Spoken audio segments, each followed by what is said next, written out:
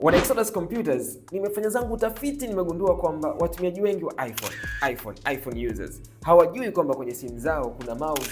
Ndiyo, kama ile mouse ambayo unaitumia kwenye laptop yako kwenye nini, ipo pia kwenye simu yako. Sasa kama unajiuliza hiyo mouse unaipataje na unaitumiaje, ngoja nikuonyeshe. Kuna ile scenario umetype alafu unagundua kwamba kuna maneno umekosea, unataka kufuta. Kwa badala ya kuanza kuhangaika kutap ili ule mshale ukae sehemu alafu ndio ufute hayo maneno, fanya hivi, kliki kwenye space kwenye keyboard yako kama ambavyo unaona hivi.